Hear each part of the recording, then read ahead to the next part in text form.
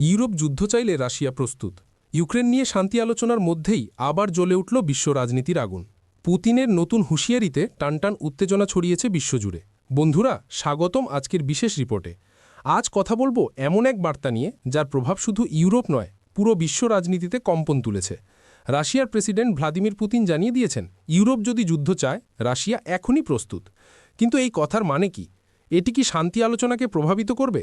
আর ট্রাম্পের দূতদের সঙ্গে ৫ ঘণ্টার রুদ্ধদ্বার বৈঠকে কী আলোচনা হলো, চলুন একে একে দেখে নিই। মস্কোর ক্রেমলিনে মার্কিন প্রেসিডেন্ট ডোনাল্ড ট্রাম্পের বিশেষ দূত স্টিভ উইটকফ এবং উপদেষ্টা জ্যারেড কুশনারকে নিয়ে বসেছিলেন পুতিন। প্রায় ৫ দীর্ঘ ঘণ্টা ধরে চলে রুদ্ধদ্বার বৈঠক। আলোচনার বিষয় ইউক্রেন যুদ্ধের ভবিষ্যৎ, নিরাপত্তা পরিস্থিতি এবং শান্তি প্রক্রিয়া। কিন্তু বৈঠকের আগেই পুতিন সাংবাদিকদের কাছে দিলেন বিস্ফোরক বার্তা। পুতিন বলেন, আমাদের ইউরোপে হামলার কোনো পরিকল্পনা নেই, কিন্তু যদি ইউরোপ হঠাৎ করে যুদ্ধ শুরু করতে চায়, রাশিয়া এখনই প্রস্তুত। এই বার্তাই আলোচনার আগুনে আরও ঘি ঢেলে যায়। ২০২২ সালে ইউক্রেনে রাশিয়ার আক্রমণের পর থেকেই ইউরোপীয় ইউনিয়ন কিয়েভের সবচেয়ে বড় সমর্থক। অস্ত্রসজ্জা, সামরিক প্রশিক্ষণ, মানবিক সাহায্য সব দিকে এগিয়ে এসেছে ইউরোপ।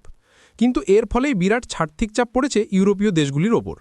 তাদের অভিযোগ, রাশিয়া ইউক্রেন ছাড়াও তাদের আকাশসীমায় ঢুড়ি পাঠাচ্ছে, সীমান্তের কাছে সামরিক মোতায়েন বাড়াচ্ছে এবং ইউরোপ জুড়ে নাশকতার পরিকল্পনা করছে। ইউরোপের কর্মকর্তাদের ভাষায়, রাশিয়ার সাম্রাজ্য বিস্তারের স্বপ্ন এখানেই শেষ নয়। কিন্তু পুতিন এসব অভিযোগ উড়িয়ে দিয়ে বলেছেন, ইউক্রেনকে সামনে রেখে ইউরোপই রাশিয়ার বিরুদ্ধে ষড়যন্ত্র করছে। পুতিন বলেন, তাদের লক্ষ্য শান্তি নয়, তারা যুদ্ধের পক্ষেই।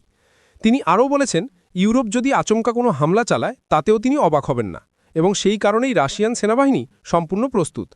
এখন প্রশ্ন, ট্রাম্পের দূতদের সঙ্গে রুদ্ধদ্বার বৈঠকে কী আলোচনা হলো? আধিকারিকভাবে কিছু জানানো হয়নি, তবে ক্রেমলিনের শীর্ষ উপদেষ্টা ইউরি উশাকভ জানিয়েছেন, there is still no common ground, অর্থাৎ এখনও কোনো সাধারণ ভিত্তি তৈরি হয়নি।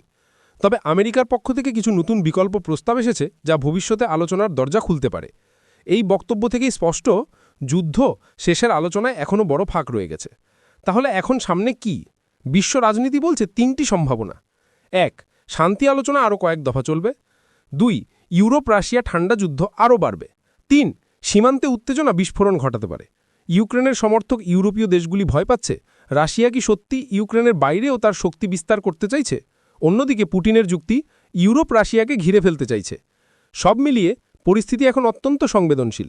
একদিকে যুদ্ধের হুঁশিয়ারি, অন্যদিকে শান্তি আলোচনার চেষ্টা।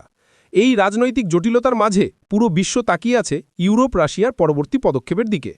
আপডেটটি ভালো লাগলে লাইক, কমেন্ট, শেয়ার করুন। আর নতুন ভিডিও পেতে সাবস্ক্রাইব করতে ভুলবেন না।